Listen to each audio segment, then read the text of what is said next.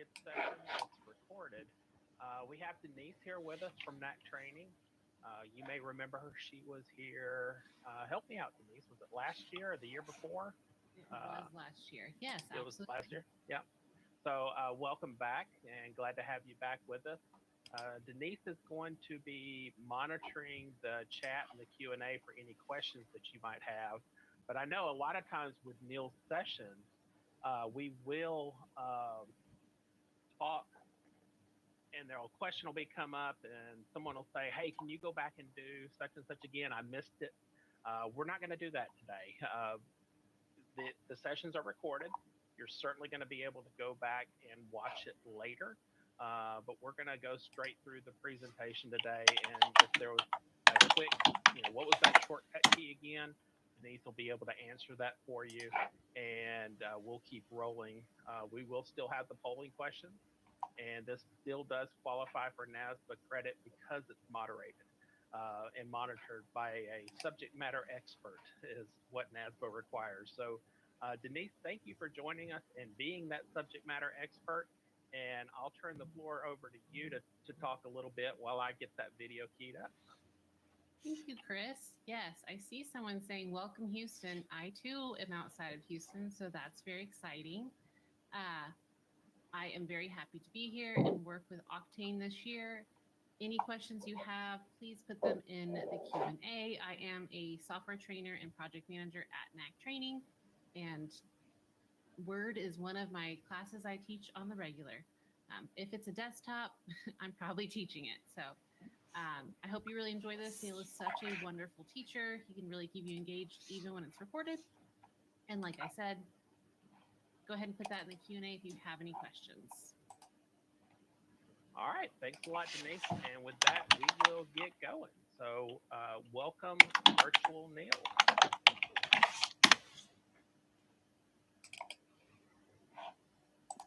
Hey there, everybody. So, our session today is all about Microsoft Word. And I know many of you might be thinking to yourself, maybe I'll rock back, maybe I'll check out for a minute or two. But I want to be sure to tell you right up front, our goal in this class is to show you all the different ways in which Microsoft Word is nothing like a typewriter. Instead, Microsoft Word really is a desktop publishing app. And because of that, there are dozens of different tools that can make it really easy for you to make really, really great documents, really attractive, consistent, professional documents in significantly less time with significantly less effort. You just have to know how this thing works. So to give you a little bit of a ballpark here today, we are going to be talking about how first you make sure that your documents have all the right colors and fonts and things like that, which leads to the ability for us to clean up our content as quickly as you can imagine. Then after we get done with that, we're talking there about Office themes, about style sets, about styles, about the clear formatting button, things like that. Then we'll be talking about how big documents get handled more effectively. More specifically here, I'll talk to you about the difference between the page break and the section break, and how a section break can actually let you do things like change up how the page numbering works, change how the document is arranged, the pages are laid out, things like that. And then in the close of today's class, I want to talk to you about dealing with long documents and making them more easily navigable. Because in Microsoft Word, whether it's a table of contents, table of authorities, an index, or whether it's a cross-reference or a bookmark, there are actually several different ways to make it easy for people to understand what part of the document they're going to and to get there quickly and easily. So let's start our session off here with our first poll question. The first poll question is very simple. Of the things I just talked about, whether it's consistently formatting things in your document, whether it's page numbering, building tables of contents, etc., whether it's setting up the document appropriately, positioning the graphics, making the page horizontal or vertical, etc., or whether it's making a big file easy to navigate, which of these things is the biggest frustration that you have right now? So I'll go ahead and let that poll question come in, but we'll also transition over to our first section of today's class. So while everybody's answering the poll question, let's take a look at idea number 1. That being, how do we format our documents successfully? In my mind, at least, within any organization that uses Microsoft Office products, the first thing that you need to do is to control what is known as the Office theme across Word, Excel, and PowerPoint, thereby giving guidance to colors and graphical styles in all those different documents, but then also contributing to the font characteristics of Word, Excel, and PowerPoint files, so that then we can go into Word more specifically and deal with the fonts directly. Once you get into Microsoft Word itself, then the two tools that we'll be using are called styles and style sets, where, as you might imagine, what we do is we create and use styles, and we save those styles that we create into style sets so they're as easy as possible to apply. So let's take a look at those pieces in action. The theme of the Office files, contributing to the fonts, and those then playing themselves out in styles and style sets. So interestingly, our session about Microsoft Word starts with this PowerPoint presentation, because the PowerPoint presentation is the most likely file type within the Microsoft Office suite to have already been branded up by the branding team within your organization, or by some consultant who did that work for you, or even just if there is a marketing or communications person within your organization, the PowerPoint slide deck is the most likely place that they will have added fonts, colors, and visual effects as something that is already packaged together. Now, to see how this works, if I click into one of the text boxes here inside of this PowerPoint presentation, and I go to the top of the screen on the Home tab and click the drop-down menu, I want you to see that within this presentation, there is something called a theme font. Specifically, there are two theme fonts, one of them being used for headings and the other one being used for the body text. And as you can see here, because we have a heading text box, we're using the heading font. Similarly, if I go to the font color drop-down menu, I can see that there are different theme colors being applied in this PowerPoint presentation. And then finally, if you were to click and add, let's say, a simple rectangle in the PowerPoint presentation, like so, we have many different shape effects here on the drop-down menu that, again, are all part of the Office theme. So what you want to do is open up a PowerPoint slide deck that already has backgrounds, fonts, and colors chosen, and then go to the Design tab at the top of your screen and find the Themes area on the left side of the Design ribbon. Using the drop-down arrow here next to all of those themes, you can then save what's going on in this PowerPoint presentation as what is known as an Office theme. And I want to reiterate here that I'm saying the words Office theme over and over and over again, because an Office theme is all of the cosmetic choices that you can apply to all your Office files. So that's where we're going to go with Microsoft Word in just a second here. So I'll click here on Save Current Theme, and I can call this one the Ursa theme and click Save.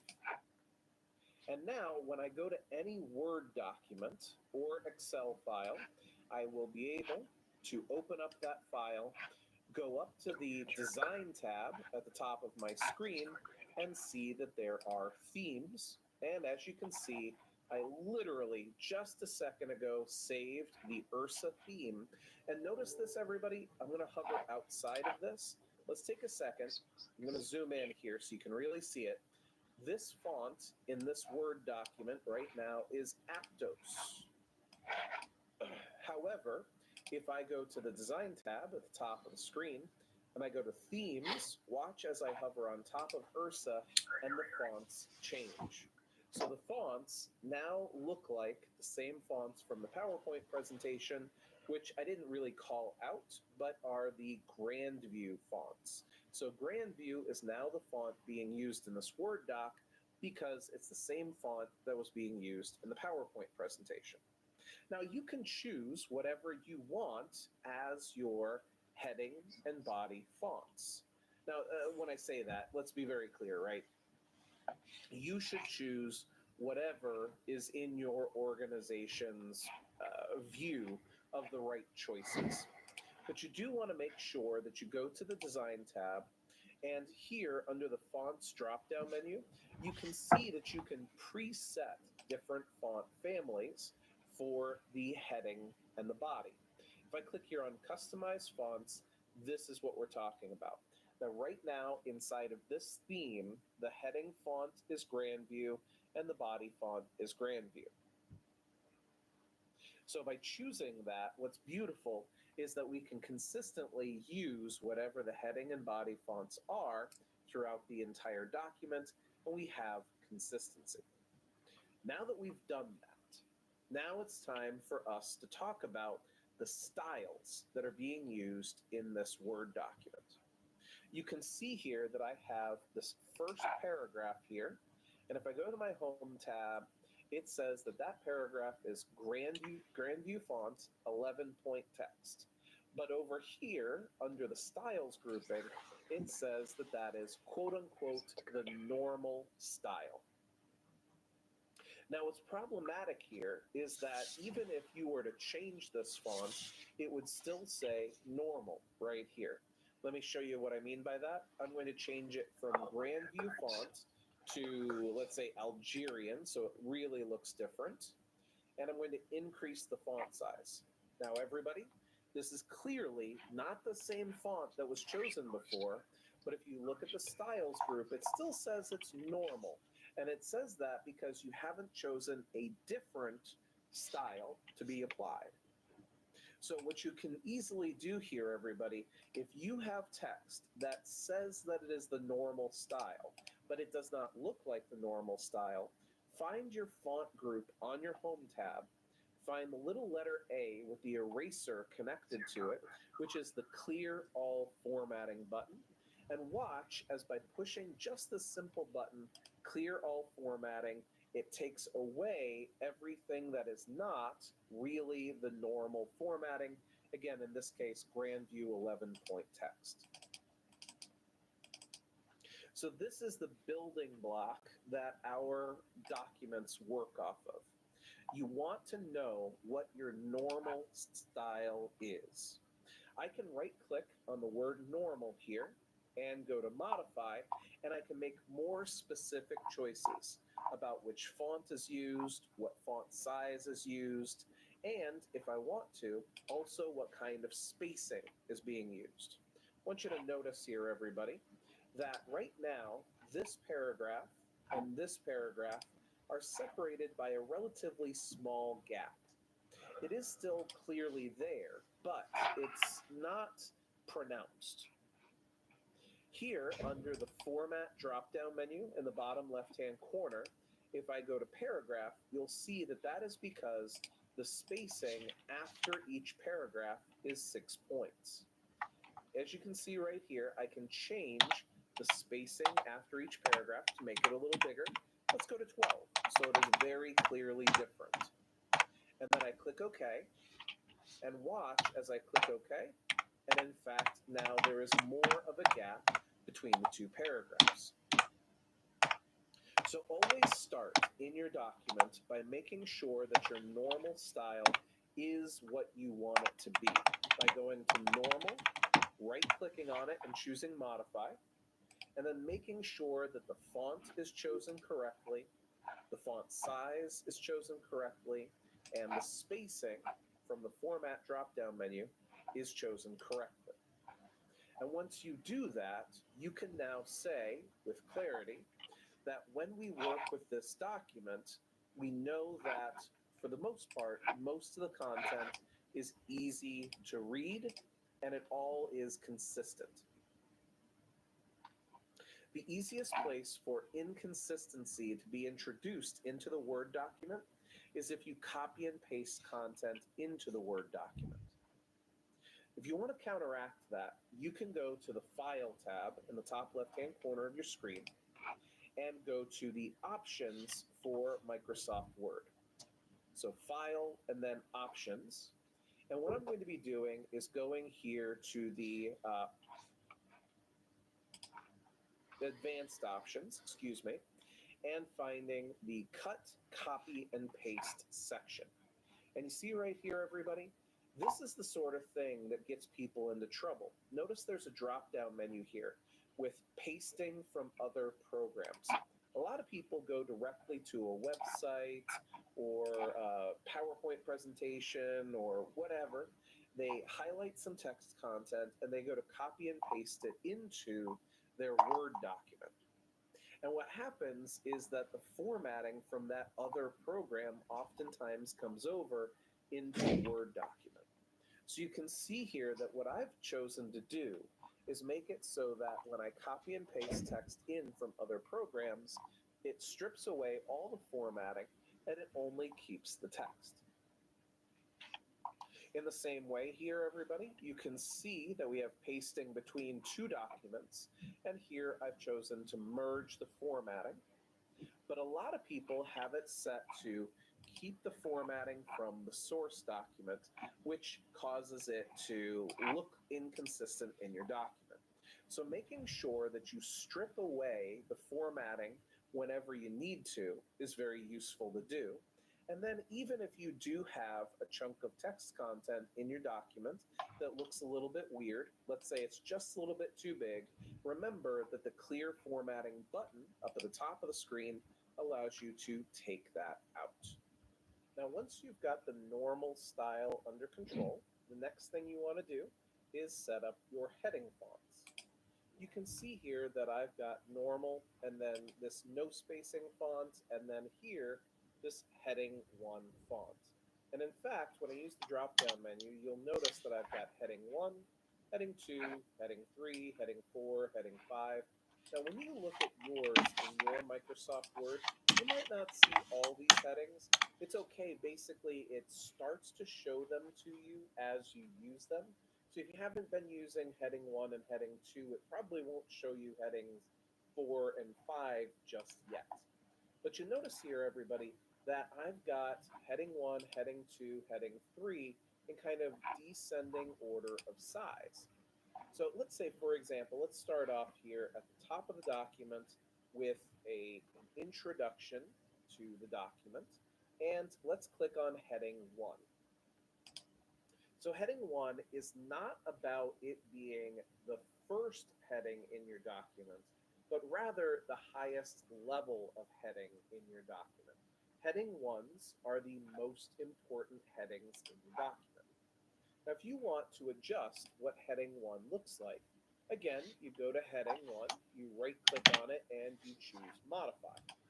And this lets you go in and say, okay, for heading 1, we're going to use Grandview heading and 24. Maybe I'll make it not bolded here.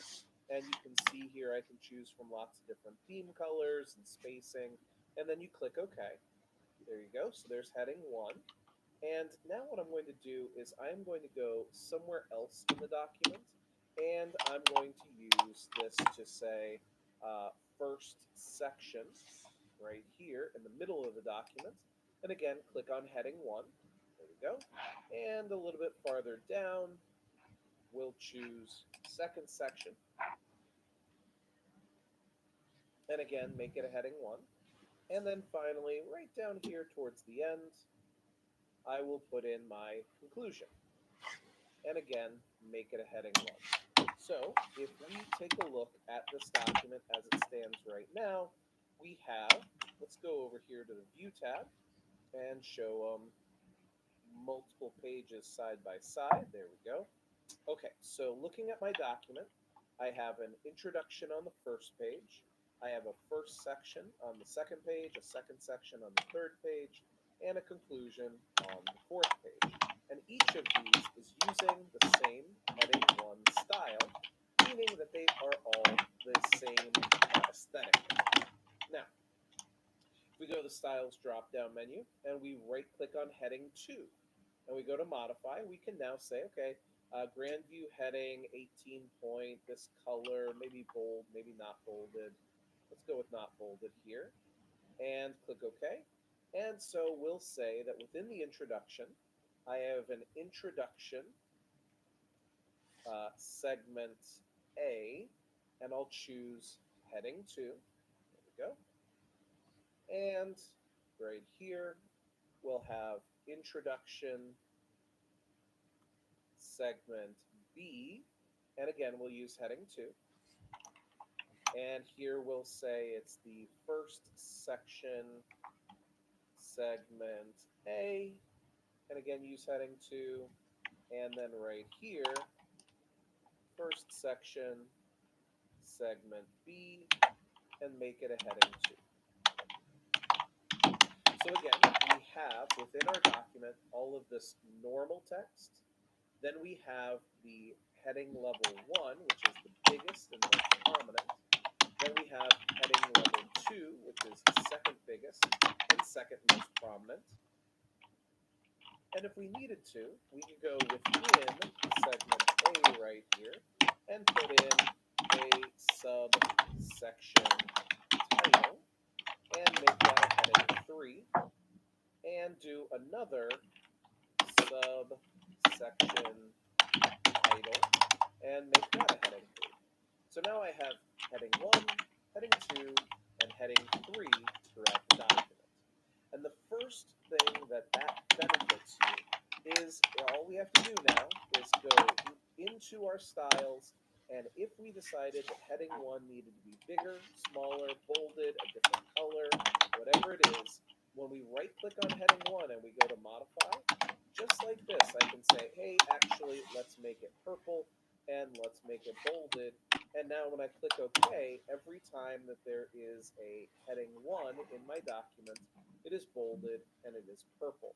So it's the fastest, easiest way to confirm that the entire document is formatted appropriately. So this is what most of us need to have on hand. We need to make sure that our Word documents are using the same formatting choices that our PowerPoint presentations are. We need to have a good handle on what heading 1 is, heading 2, heading 3, and normal. Now finally, we can take all of those ideas, and over here on the Design tab, you'll notice that there's a section called Document Formatting right here. And in fact, within Document Formatting, if I use the drop-down menu, there is the ability for me to save the styles that I've just been working on as what's known as a style set. So you could probably imagine that there are some documents that need more color, more pizzazz, whatever, and there are other documents that need a more flat and basic style set. So here I'm going to choose Save as New Style Set, and I'm going to call this one Colorful Style Set. And now, using this drop-down menu, if I switch back and forth between different style sets, I get different applications. You see this one uses blues and oranges. You see that this one uses the purple, like we were just looking at. And you can see that this one just uses blue throughout. So we have the ability to have multiple style sets, which save our different combinations of styles within the document, making it easier to work with those. And so that is the hierarchy, everybody. The office theme to the style set to the individual styles that are used in your Word document. All right, everybody, let's take a little beat here. Let's do poll question number 2. And this one's actually a right or wrong answer. Which of these tools that I was just talking about controls your fonts, your colors, and your graphical styles across Word, Excel, and PowerPoint? Is it a style set, an office theme, or a color scheme? I'll leave this up here for a minute or so while everybody's answering. And then I will go ahead and answer it. The correct answer here, everybody, is the office theme. And again, the most likely place that you go in order to set this up for success is you go to the PowerPoint presentation that your organization has designed, fingers crossed, and then you save that theme so it can be used in Word and Excel. And just as a quick side note here, everybody, if your organization does not have a PowerPoint presentation template, it's not that hard to create one. And I would highly recommend taking just a little bit of time and advocating for that to get done. You can look me up. I can do it for you in the space of an afternoon or something like that. It's very, very straightforward. And then everything that you work on is much more consistent. Okay, area number 2 to today's topic. Let's talk about structuring long documents. And in this respect, everybody, if you go over to the Layout tab, you'll notice that there are 2 major types of breaks in Word documents. Those being page breaks and section breaks. And if you're not even using page breaks, I highly recommend that you start using page breaks throughout the document, because what they allow you to do is push your content onto the next page quickly and easily. But on top of that, you also have this concept of potentially needing multiple sections within the document. So whenever your document literally needs to change at some midway point, whether that's in size, margin, layout, page numbering, whatever the case may be, then you can add what is known as a section break. And what we'll do here is we'll take a look at how section breaks help with things like page numbering, numbers of columns, and the orientation of the page. The first break tool that we want to use is the basic page break.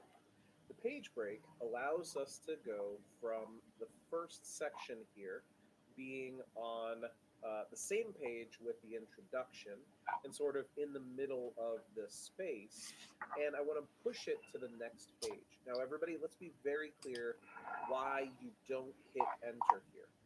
If you hit enter 4, 5, 15 times, then that means that there will be that many returns after the introduction. And if you need more or fewer later, like if the introduction gets bigger or it gets smaller, then those returns are going to all be wrong. So instead, we go to the Layout tab up here at the top of the screen and go to Breaks, and we add a page break. This allows us to go to the next page with that section, and then similarly here with the second section, we'll go to Breaks and we'll push it to the next page. And then finally, with the conclusion, we click on Breaks and we push it to the next page. So now we have each section starting on a fresh page. However, when we start looking at things like the page numbering, now we run into some issues. So let's say that I go down to the bottom of my page. Now, first of all, everybody, in case you haven't done this, if you want to put a header or a footer into this document, it really is just as easy as either going to the top or bottom of the page and just double clicking. I double click down at the bottom and you can see that I'm now in the footer. And everybody, if I go to the page number drop down menu that's up here at the top, and I go with current position, for example, there is my page numbering 1, 2, 3, 4, 5, 6, and 7. So 7-page document, each with its own unique page numbering. Great. But the question is, what if I wanted there to be a table of contents and introduction at the beginning of my document, that was actually Roman numeral 1, Roman numeral 2, Roman numeral 3, followed by the actual document starting over on page 1. In that situation, rather than inserting a page break, what we need instead is a section break. So let's see what adding a section break looks like. I will double click back in the main body of my document and click here before the first section and hit the backspace a couple of times to remove the page break and bring it back onto the same page. By going to the Layout tab at the top of the screen, I can now use the Breaks drop-down menu, and instead of using a page break, I can add a Next Page section break. Next Page section breaks break to the next page, just like a page break does, but it also says, now we're starting a new section. And the reason this is so important is because within Microsoft Word, a new section represents an opportunity to change basically all of the layout and structural elements of this entire document. So here, when I click on Next Page, you see here it goes to the next page. It seems like it looks exactly the same. But now that I have a section break instead of a page break, if I go to the bottom of my page and I double click, I want you to notice that here is the footer for section 1, and then here is the footer for section 2. So clearly, we have a section 1 footer and a section 2 footer. And all I've got to do now, if I want my page numbering to change in the second section, is you see right here it says that the footer is the same as the previous section. So up here on the header and footer tab at the top of the screen, I see that if I go into the second section's footer, it has this button that says that this footer is linked to the previous footer. If I deselect that button, don't link it to the previous footer, now I'm allowed to have a different type of numbering in the second section than I am in the first section. Let's see how that could work. If I go to the page numbering in the first section and I right-click on it, that right-click menu includes the ability for me to format my page numbers. So if I click here on Format Page Numbers, I can say that in the Introduction section, our number formatting should actually go Roman numeral 1, Roman numeral 2, Roman numeral 3, and I'll click OK. So now we have a Roman numeral 1 on page 1 and a Roman numeral 2 on page 2. Roman numeral 1 and Roman numeral 2. What happens when we get to page 3? It still says 3 on it. It doesn't say Roman numeral 3, but it still says 3. But if I right-click on that page number and I go to Format the Page Numbers, you see here, I can say, hey, you know what? Let's not continue from the previous section. Instead, let's click Start At and start over at 1. And when I click OK, there it is. On page 3 of the document, we are starting over at 1. So then there's 2 and 3 and 4 and 5. So that next page section break allowed us to have a footer that was different from one section to the next. But actually, section breaks allow you to change almost everything. So I want to show you a couple of different possibilities here. So here's a good example of one of those things.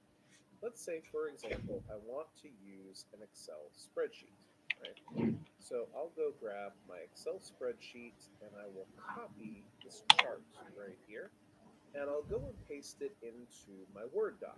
Let's say that needs to go right about here in the second section, all right? So I'll go right here in between these two paragraphs and paste the chart. Okay, so at this stage in the process, everybody, maybe this is exactly what you need. Maybe you're thinking to yourself, this is just about perfect, right? Let's zoom out for a second. So we've got our chart in the middle of our Word document.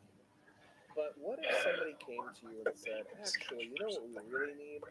We need in the middle of this to switch from vertical pages to one horizontal page that's just the chart. Well, the same thing that we just did a second ago could play out. So what I do is I click here at the end of the paragraph before the chart. I go to layout up at the top of the screen. I use the breaks drop-down menu and add a next page section break, like so. And then I click at the beginning of the paragraph after the chart. I do the same thing. I go to breaks and I make a next page section break. So if I zoom out here, you can see that, yeah, there's a page with a chart in it right there, right? In between two pages that have text content. But if I want this page right here to go horizontal, can I do that? Well, because I just inserted the section breaks, I absolutely can. What I do is I simply go to the orientation up here at the top of the screen on the layout tab and switch it to landscape. And there it is. You see that, everybody?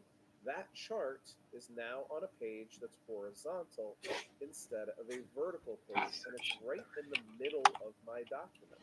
My document has portrait pages over here and over here. But right in the middle, I've got my orientation with my landscape page. And that's only possible because of the section breaks. And let me show you one more thing that's in that same vein right there. Let's say that right here, when I get to, let's go right about here. Let's say that I take this text content right here. I'm going to copy it and paste it a couple more times so that you see that I've got a bunch of text content. And let's say that starting on this text right here, first section, segment B, I'd like this text that follows this to be all in 2 columns, all the way down here, 2 columns, all the way through here, 2 columns, all the way through here, 2 columns, and then right here, I'd like it to stop being 2 columns.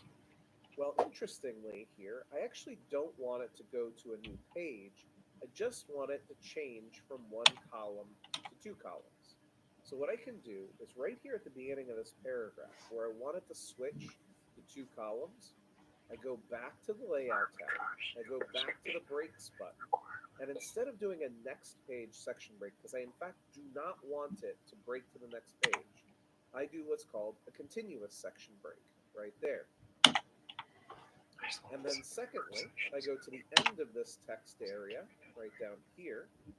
I go to this spot right here, and once again, I go to breaks and a continuous section break.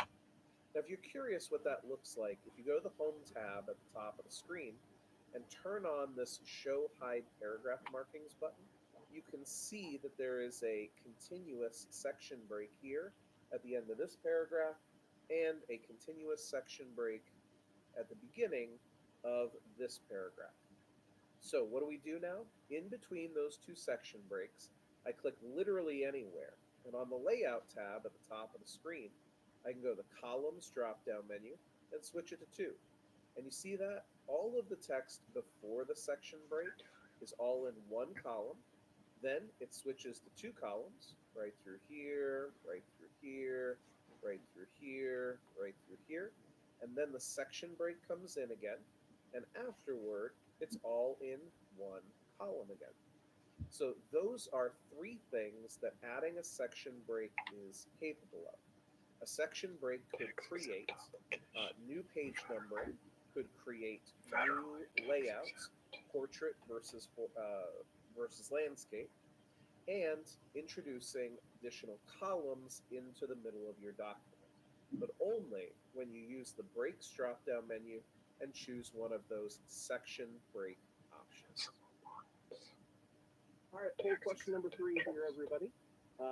I've said this multiple times already. Please, everybody, choose the right answer. Which of these tools lets you, in the middle of a document, change from one set of page numbers to another, from one set of margins to another, from one page orientation to another, one page size to another, one set of columns to another, anything at all.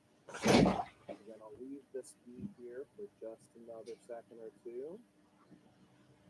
And I'll make sure that you all can get the CPE here.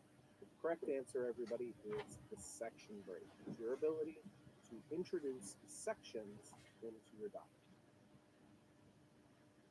All right, let's pivot over to our final segment of today's session, which is talking about references in your Word documents.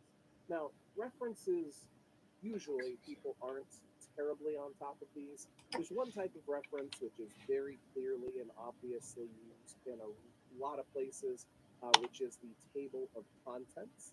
Everybody knows what a table of contents is. It goes through your whole document and shows you all the things that are in your document.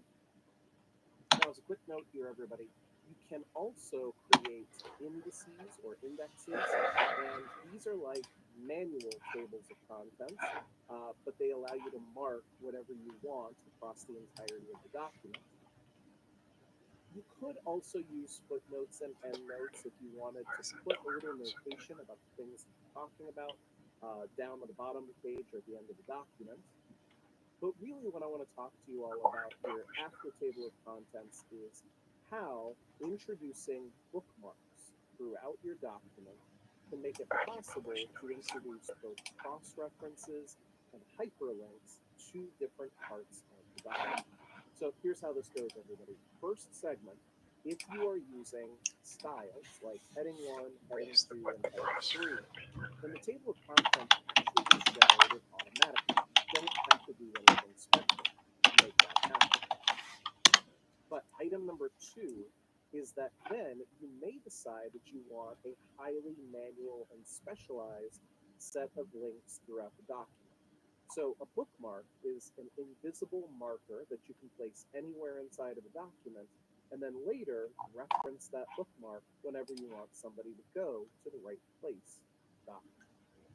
So let's take a look at those ideas in a real world scenario. So let's talk about the most common type of reference first. Again, we go to the References tab at the top of the screen, and sure enough, we've got the table of contents over here on the left, right? So what do we do here? Well, I'm going to go before the introduction, and I'm going to zoom in here, and I'll just use a simple page break in order to push that down to the next page. There we go. And I am going to, again, the References tab, to the Table of Contents drop-down menu, and you can see right here why I make such a big deal about using headings in your documents. If you use heading 1, 2, and 3, and 4, and 5, and 6, and whatever else you want to use, then your table of contents can automatically scoop up all those things. If I click here on that, you can see that yes, I have the introduction, I have the segment A and B within the introduction, I have the first section, segment A and B, and the subsections, and each one of those has its proper page numbering, which is exactly what I'm hoping for. Now, besides this, we also have the availability of using these named things, in this case styles, to navigate your document more successfully. So here, for example, if I go over to Introduction and I click the little collapser arrow right there, I get all the things collapsed under Introduction, all the things collapsed under First Section, and all the things collapsed under the Second Section, and all the things collapsed under the Conclusion. Or if I expand those out, I can go to the subheadings, the heading 2s or the heading 3s under each of those things, and again expand and collapse those items underneath that heading. And for that matter, if I use Control F on my keyboard, you'll notice that over here on the left, I have the headings and the navigation pane. There you go. I have the availability of getting directly to the introduction, the first section, the second section, or the conclusion throughout that document. Now, everybody, just because I'm seeing it here, I want to go ahead and point this out. So if you notice, we have here first section, second section, conclusion, and it seems like the page numbering is a little bit off. Let's go through this. So we have page number Roman numeral 1, Roman numeral 2, Roman numeral 3. And we start over on page 1, and then we have all of these different sections that we introduced. And you can see that right here in the second section, that it restarted at 2. Let's double click down there. Let's right click on the 2. Oh, you know what it is? You see that, everybody? Same as previous. So because it's same as previous, it is restarting. And so what we want to do here is we want to unlink it from the previous section, right click on the page number and click on format page numbers, and continue from the previous section. There we go. So 4 and 5. And then here, again, we have link to previous section. Let's right click on it and not have it restart. So continue from the previous section right there. And again, here on this footer, link to previous section, right click on the page numbering and format, and continue from the previous section. So now I have all those page numbers all the way through 1 through 8. And if I go back to my table of contents, this is how easy it is, everybody. On my default table of contents here, I simply click on Update Table, and I just almost always update the entire table. And there it is. See that? We have Roman numerals 2, page number 1, page number 5, page number 8 throughout this document. So using the headings makes my life so much easier. Okay, that was item number 1. Headings in the document and the table of contents. Now, item number 2. What about bookmarks? Everybody, throughout your document, if you want to be able to get to something, if you want to be able to refer to it, it's very easy to identify where that is and simply add a bookmark. So let's say, for example, that I want to refer people to the page that has the chart on it, right? So I'll go to the page that has the chart on it. I will go to my Insert tab up here at the top of the screen, and you'll see that I can add a bookmark. So a bookmark is an invisible spot where you can link people to. So I click here on bookmark, and I'm going to click to add a new bookmark called chart right there. So now there is a bookmark in my document called chart. And anytime I want to, I can either refer to that with a cross-reference, or I can link to it with a hyperlink. Let me show you both of those two things. So here, right at the end of this paragraph, I'm going to say, refer to the chart, right? And here, if I go to cross-reference on my Insert tab, a cross-reference is a hyperlink to something within the document. And you can see here I've got numbered items, I've got headings, and then right there, bookmark. Hey, look at that. I can insert the bookmark to the chart. I can insert a reference to the bookmark text, to the page number, whatever I want. I'm going to go with page number and add it as a hyperlink. So when I click on Insert right here, close, I can see refer to the chart on page 6. And you see that, everybody? You see how it's got a gray box on top of it? This is because our cross-reference is what's known as a field. A field is something that is automatically generated in our Word doc, and so it can be updated. So, for example, if the page numbers change, we could expect that this would automatically update to whatever page the chart was actually on. And now, just as a quick note, I can hold down the Control key and click and visit that chart exactly where it is because I have the bookmark. Now, additionally, everybody, I can, as I said earlier, add it just as a hyperlink. So I'll do that here. So I will go to Insert up at the top of the screen, click on Bookmark, over towards this. Excuse me, not bookmark. I apologize. We inserted the bookmark before. Let's click on link here and place in this document. And you see right there, my bookmarks are right here, something that I can link to. So I'll choose chart and click OK. And there is a hyperlink that goes directly to the chart with an underline underneath it. So there are different ways of approaching this problem, right? A cross-reference can fit into the flow of the text, like refer to the thing on page 6. Whereas a hyperlink is really just an element that has an underline on it that everybody recognizes, right? Everybody and their mother at this point knows that if text has an underline under it, then that thing is a hyperlink that you can click on. This cross-reference, it's much harder to recognize that I can click on that thing than to recognize that I can click onto that. And there it is. So we have on Microsoft Word the ability to add a table of contents based on the styles within the document that refers to the different places in the document where those things happen. But if there is not something that's going to fit into the table of contents, simply click literally anywhere in the document. Go up to Insert at the top of the screen and insert a new bookmark. You can then click and type in that this is, reference to guidelines or something like that. And when I click on add, I'll use reference to guidelines without any spaces in it. Apologize. Everybody, bookmarks are not allowed to have spaces in their names. So I click add, and now there is a bookmark to that paragraph, and I can reference it anytime I want to. All right, everybody, and our final poll question of today's session: which of these tools did you find most interesting and useful?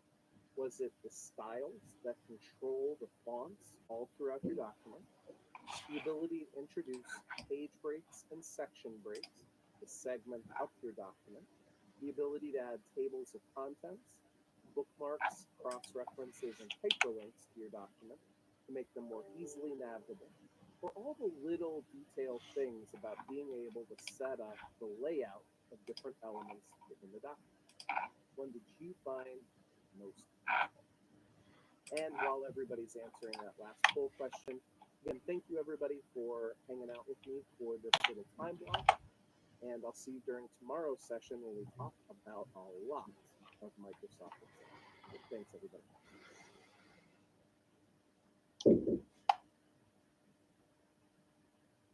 All right. So almost as good as the real thing, right, Denise? As a reminder, Neil will be back with us all day. Well, not all day, but all tomorrow morning. After Maisie concludes, he will take us the rest of the morning up to our lunch break. And there's some good topics in there. This actually, just give you a little preview of tomorrow, actually came about from part of last year's session. We started talking about all these little behind the scene menu options, like the control copy, the copy paste options that he showed you there. I told Neil that there's so much stuff behind the scenes that you can set up yourself for to make things easier as you're working with your document. Why don't we have a session that talks about those little things that we don't really go to and look for? So I'm really looking forward to that. I know there's tons of stuff that I don't know.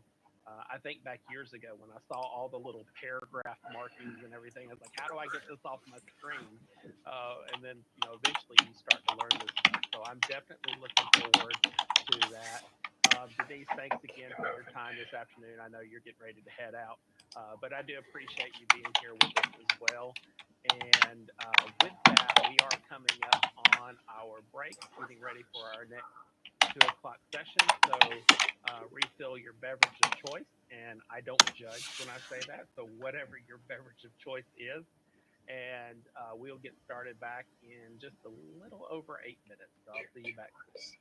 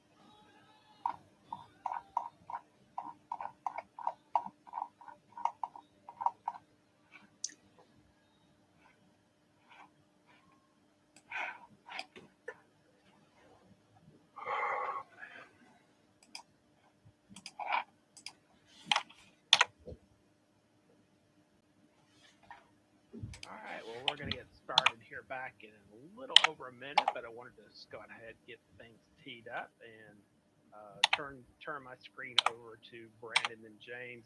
So, gentlemen, we just heard about um, how to make our content look better, but you guys are going to talk to us about how to have better content. So if we take better content and make it look better at the same time, what a wonderful email and memos we will have, right? So certainly looking forward to the next hour. Appreciate both of you being here. It's awesome to know that our auditors are not just good with numbers. That you can do more than just count the beans. And for those that have been here over the last couple years, you already know this, but Brandon is a phenomenal speaker and presenter. He has great content, more towards the IT side of things than our traditional accounting and auditing topics that we have. Joining him is James Bent. I can say I remember James when he was not a partner, back in the earlier years. Kind of like I can say I remember when Joel was not chairman of the GASB, and he presented to us back in 2011 in our first year, and he's been a regular presenter. And I tell folks that now, and their like eyes get big, like, oh wow, Joel's at your event. I was like, oh yeah, we know Joel. We go way back. So maybe soon, James, Brandon, we'll be talking to you as the next casting chair. We'll see. But who knows? But in the meantime, thank you both gentlemen for joining us. I'm looking forward to hearing what you have to say. And with that, I will shut up and give the floor over to you. Excellent, Chris. Thank you so much. And good afternoon, Octane. It is so wonderful to be here. And Chris just nailed on Recording in the too, progress.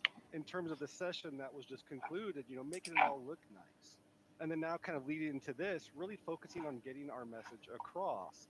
And that's something to where whether we're the accountants in the room or just in the finance department or we're the auditors or the folks focused on, the controls from an IT perspective, regardless of our role, we're doing so much communication through writing at our organizations with individuals we're working with our colleagues more broadly, with entire departments, maybe sending out broad communications. So much of what we have to do is writing what we're trying to get across, communicating and working and collaborating over email and through memos. But that's not something that was necessarily a core skill that we were trained on as we were going through studying for whatever subject matter expertise we have. And additionally, it's not too common that we'll attend conferences and sessions in continuing education where this is talked about in much detail. So it's something that is so impactful to all of us that we spend so much time doing, yet we never really take a step back just to think about, okay, why isn't this feeling quite right? And how can I be part of the solution to make those communications a little bit more effective? So I'm super excited to be here with you. This is a great topic, and I'm looking forward to the next 50 minutes to dive in with you all. But before we get into that, just real briefly, it's great to be back to Octane again. But just a quick recap. So I am now the newly minted segment leader for advisory services at Malden and Jenkins, Brandon Smith. What that means is I work with and collaborate with all the different advisory and consulting practices of Malden and Jenkins. That's everything from our operational effectiveness and efficiency, our performance management, specialty tax services, which you wouldn't necessarily think about when it comes to governments, but payroll taxes is a thing, and the IRS loves to keep an eye on that. And even, what you probably think of me most often and what I typically join Octane for is the internal controls around information technology. So things like our vulnerability scanning, penetration testing, that sort of thing. But all of that context is to say and is to illustrate that I email a lot. I email so much, and I know all of you are on the same boat as me, and I'm really excited to be joined by James. Yeah, good. I guess I can't say good morning, everyone, but good afternoon. So glad to be here. I'm James Spence, partner in the assurance side, dabbling in our advisory side as well with Malden and Jenkins. And as Brandon mentioned, this is something I chuckle as I read through some of these slides and think about where my strengths and weaknesses are in this process. With communication now, we feed it into the heads of our new staff, and we feed it into everyone along the way. And communication is of utter importance in what we do, something we all can continue to learn from and continue to learn. So excited to be here and talk about it. Certainly we'll have some opportunities to chime in on the chat board and give some feedback and thoughts on some of these topics. That's right. So as we're going through, James is going to help chime in here and there with some color, and then additionally, he's going to help me monitor the chat and the Q&A. So as we're going through today's session, not just the polling questions, but just at any slide we're talking about, please send any questions, thoughts, commentary our way, and we'll make sure we're keeping an eye on that. But as James just referenced, communication is so important, and we do, as we're working with so many teams and even just internally at our organization, just really communicate. I'm not, don't have too much of a preference as to how we're communicating, so long as we're communicating. Let's call each other, let's text, let's G-chat, let's Teams, let's email, whatever it is, let's stay in touch. But the truth, the reality of the situation is email is just the preferred system of communication. And a lot of that too is I think is just when we think about all the communication channels that are at our fingertips, emails it works the best with our workflows, right? A phone call is kind of that involuntary distraction. When Brandon's calling you, I want your attention and I want to hear it, and the phone's going to make that annoying ring until you make it stop by answering, talk to me and putting down whatever you were working on before that. when I text you, maybe a little bit more time, but still some type of expectation, as this is kind of a near term conversation. Whereas an email is typically kind of in that voluntary distraction bucket, right? It's understanding that we all have our workflows of where we're really plugged in, where we're in our assignment, we're doing our current duty, where we're focused on the priority at hand right now, whatever action items are important to us. And then we'll kind of come up from that, go to our email and catch up. You know, what are things, what's information coming to me? Who needs something new from me? Okay, how can I kind of keep the needle moving on this initiative? And then circle back in and plug in. And so email, you know, oftentimes about a 24-hour can be acceptable. It depends on who we're emailing with and what the priorities of the day call for. But generally speaking, you can have a little bit more expectation of time. And that just vibes really nicely with our workflows in the modern age. So because of that, as long as we're communicating, doesn't matter how, it's great. But email is just going to be something that we're spending a lot of time doing. And so that's going to be our focus for this conversation. And we say it right there on the learning objectives. You know, this is something that seems simple. You know, we email all the time. We're experts at email. And I spend hours and hours every day emailing. You know, but the thing is, the truth is, and we're going to dive into it here, and even me, just like, I'm very mindful of this. I try and be good. I try and be an effective communicator over email. I try and proofread my emails and be considerate of my structure and the mistakes we're going to talk about today. But even going through and pulling this together and getting all the thoughts down, it's like, okay, you know, even though someone like I really try here, there's still areas, you know, where all of us can be improving on. So it seems really simple, but we're gonna show you there's a lot to be thinking about. So as we're walking through this, the first thing we're gonna do is identify those common mistakes. Let's just call them out. And the thing is, they're gonna be very intuitive, but also kind of an aha. You know, because it's things that we experience these every day in the emails we're sending and in the emails receiving.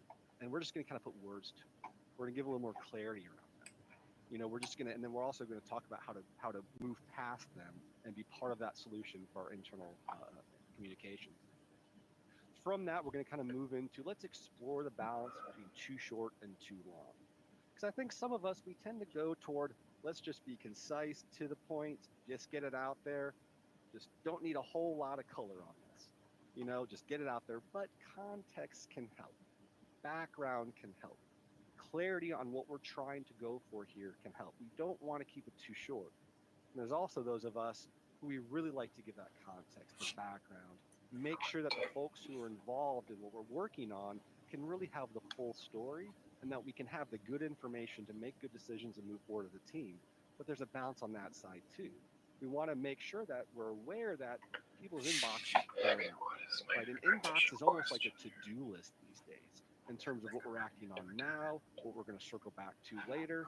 And when it's something that it's pretty long, it can kind of get us distracted, get us off target, off point, and we can kind of start to lose the message in the length of the email. So we want to find that balance. We're going to talk about both ends of that and kind of how we can find that middle ground, that balance. And then also when we find that balance, structure it to really offshoot. If we felt like we should have been shorter, felt like we could have been longer, sometimes even just some formatting and structure can get us where we really want to be. We're also going to look at the balance between writing styles, you know, being too formal or being too casual. And this is one of those areas, there's not necessarily always a universal right answer. We're going to be considerate of who we're writing to, who we're interacting with. Focus more on the internal communications, but also just be mindful of is there an external participant on the communication? You know, and also when it comes to the departments we're working with or the colleagues, just, you know, what's our relationship with those individuals? So the tone, there's going to be a nice standard tone we can follow, but there could be strategic ways to make it a little more casual to build rapport or to be a little more formal to make sure we're maintaining the tone and also the language we're using to not be misunderstood. And then clarity, right? When it comes to our emails, just make sure we're getting our point across, getting the message across, and whatever we're working on together as a team, continuing that important effort. And we'll just kind of take a step back and review some best practices overall, kind of recap some of the stuff we discussed, and also just some other nice little tidbits to make sure we're talking through together and best practices and good tips for moving forward, even in some ways leveraging some technologies we may have in our organizations that can support us in all the different things we're talking about. And I'm not too dense. I'm aware that I'm sure all of you are going to be trying to maintain your inboxes in a manageable way during this session. So tabbing back and forth, because we all know going a full hour without kind of keeping an eye on our inbox, what that can look like. And that just kind of further reiterates just the importance of just taking 50 minutes and talking about something like this. So whenever you come to a polling question, I'll make sure to call it out and have you tab back to me to get those questions answered. So let's just kind of take a step back and kind of look over, some of the essentials that we're going to be talking about here. And so those common errors that we're going to be kind of talking through are going to be that length of communication, right? You're going to see when we're diving into specific errors, trying to find that right balance level. And then that tone, are we going to be casual? Are we going to be formal? And also getting our point across clearly, right? So that's kind of the agenda and learning objectives were built around these essentials that we're really going to work to unveil and leverage and master to elevate our communications. But before we dive in, we are going to have our first polling question. So come back to me, everybody. We're going to do the first polling question. And this one is, when we're thinking about our organization's internal emails and communications, when we are the sender, what's one of the most common challenges that we encounter? So think about when you're sending emails out to your colleagues, to your departments, just to whoever's within your organization. What's one of the biggest challenges, most common challenges that you encounter when sending emails? Is it getting people to actually read them? Do you struggle to find that right tone? Do you feel like you kind of sometimes go a little more too casual, a little more too formal, and you can kind of find a better balance there? Is being kind of concise and to the point of challenge? Do you like to give a lot of context, feedback, and background? Or is it just clarity? Just making sure that you really can, through the written word, get your point across. Is there something else too that you'll want to talk about in chat? And so we're seeing here too. So yeah, instead of just replying to my email, they just walk down the hall and stuff in my office. I would have walked out to you if it's an in-person conversation. Yep. And then, yeah, reply versus reply all. That's going to be something we're going to have a tip later on. When I kind of referenced just a couple tidbits, is that reply to all instead of reply, and that's something I'll skip a few slides here and just say something we might want to do is just to double check our settings of our email to make sure the default is reply. So the big button right there, the default button is just the reply rather than the reply all. Because I know I've done this. I'm sure others have too, where I didn't intend to send the entire office my reply to that particular email thread, but sure enough, I hit that reply all button and off it goes. Yeah. That was gonna be my question. So reply versus reply all. It goes both ways. So which way you fall intended? Exactly. What else do we have in chat? Writing differently depending on the recipient is. That's true, and that's something too for those of us who are technology and accounting backgrounds, and a lot of us are that, writing in and of itself can be a bit of a challenge just to get our thought through clearly. But then from there, I need to kind of adjust my tone a bit. So we're going to talk through some tips and just some landmines to avoid in terms of we don't need to completely redo our voice and completely, re-engineer how we write. Just some key things that change that tone a little bit. Writing and who to email versus when to have that face-to-face conversation. It's much more effective than have a bunch of back and forth, and that's a great call out in terms of back and forth. Something we're going to talk about today while we're going through is we've all been in those email threads where it's like a game of tennis, just back and forth. And some of that, when it comes to how we're structuring our email, we might be able to mitigate some of that by how we're approaching our email, and it's going to take some help from the other side too, right? Some of the mistakes we're going to talk about and some of the solutions and best practice we're going to talk about, we're going to have to kind of teach them those too, right? Because we both have to be on the same page there. But there are going to be efforts where maybe we can structure our email in a fashion to where it should mitigate the need for those back and forth, but there are some conversations you just can't get it out of. That's what those other channels of communication we talked about. This needs a phone call, or we need to just walk down the hall and talk to each other, just pop into each other's office and have a conversation. Email just might not be the right solution, but every now and then you do have to have those back and forths. We will work to reduce those.